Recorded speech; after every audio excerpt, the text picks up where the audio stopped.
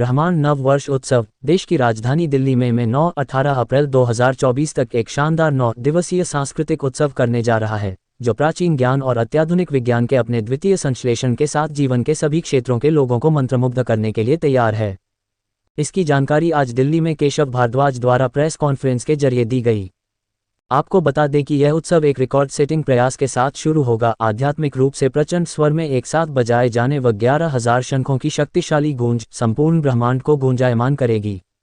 श्रद्धेय ऋषिपुत्र ऋषिवर हरि प्रकार ने बताया कि पवित्र शंख की गूंज हमारे क्राउन चक्र से बहती ऊर्जा को इस लोक व आयाम से पार ले जाने में सक्षम है। वे हमारे भीतर देवत्व को जगाने वाली और सार्वभौमिक शांति और उत्थान के एक नए युग की शुरुआत करने वाली अद्भुत घटना है। प्रतिष्ठित विद्वान यज्ञाचार्य श्री रामप्राण प्रतिष्ठा महायज्ञ अयोध्या डॉक्टर धर्मशास्त्राचार्य बालकृष्ण कौशिक जी बताते हैं, महायज्ञ में आहुति डालना आत्मा विभोर करने वाला अनुभव होगा, जो उपस्थित लोगों को आत्मा का भोजन, प्रबल मानसिक शांति प्रदान करेगा। सबके ग्रह दोषों का निवारण होगा, जगत जनन मां जगदम्बा का कृपा पात्र बनेगा। और क्या कुछ कहा सभी लोगों ने, आइए सुनाते हैं इस रिपोर्ट में। बात के लिए हैं तो हर बार धन्यवाद की पूजा का आरंभ करें।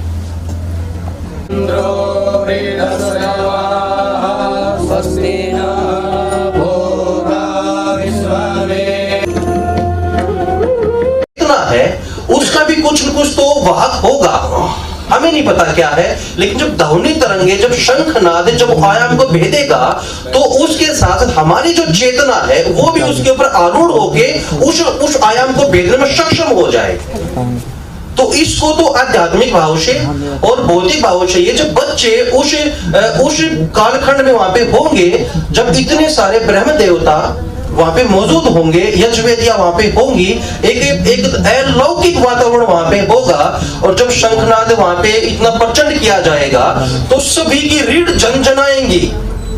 सभी वहां पे जो मौजूद गण होंगे उनको लगेगा कि हमने ये क्या पा लिया, ये आवश्यक होना ही होना है, और हर एक व्यक्ति हर एक ऊर्जा पुंज के साथ होना है।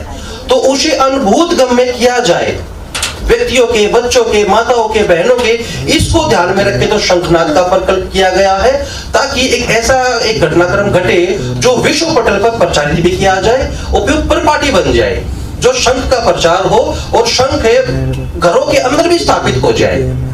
अगर घरों में एक बार, हम दिन में केवल एक बार या कम से कम सप्ताह में 2 बार इसका हम कर ले आवर्तन, इसको शंखनाद, तो अनेकों अनेक रोग, सनातन नाम में थोड़ी है, सनातन तो आचरण में है। ऋषियों ने जो ज्ञान बताया उसको हम धारण करेंगे, तभी तो एक प्रबुद्ध जीवन जी पाएंगे।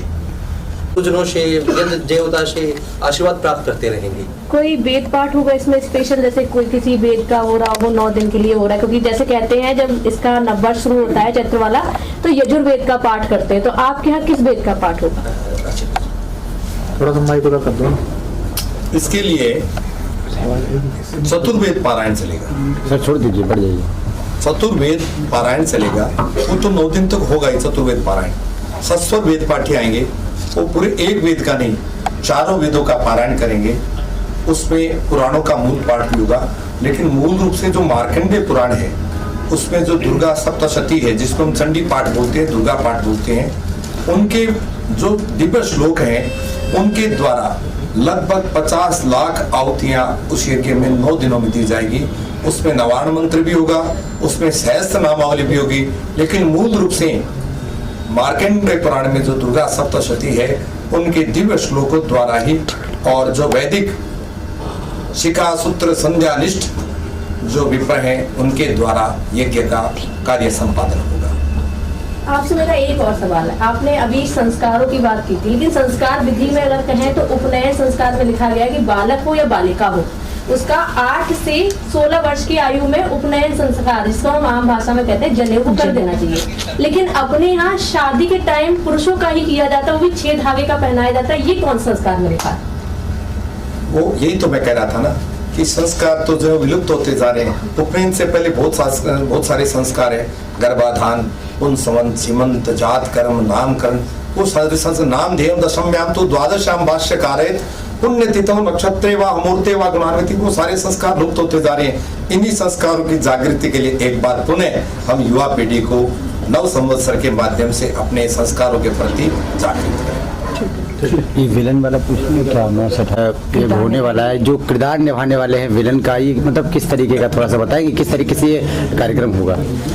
ये इसमें जो ऋषिवर हैं ये अपने विषय के महानतम विभूति हैं आज राष्ट्र की, और ऋषियों ने जो अनुसंधान किए हैं, ऋषियों ने जो वेदों के माध्यम से बताया है, उसे ये विज्ञान की कसौटी पे कसेंगे और शास्त्र का और विज्ञान के बीच में सेतु का काम करेंगे। ये तो इन्होंने अपना रोचकता के वशीभूत ये ईश्वरम की भाषा का प्रयोग किया है, नहीं तो ये स्वयं बड़े ही सिद्ध साधक हैं। तो बच्चे जो है हमारे वो विज्ञान की दृष्टि से शास्त्रों को समझे, उनका आचरण करें, तो ये इनका मूल विषय रहेगा।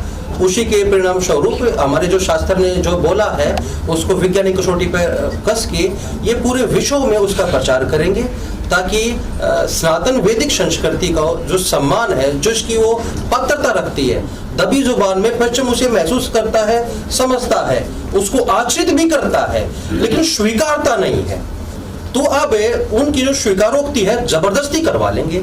ये एक विषय है जो आप सभी के सहयोग से प्राप्त करने की अभिलाषा रखते हैं। 9 और 18 से ये कार्यक्रम होगा, समाज को, देश को क्या संदेश इस कार्यक्रम से जाएगा और देश के लिए को क्या कुछ कहना चाहिए? सबसे बड़ी बात हमारी ऋण सिद्धि होगी कि हम मेकाले पद्धति में या पश्चिम के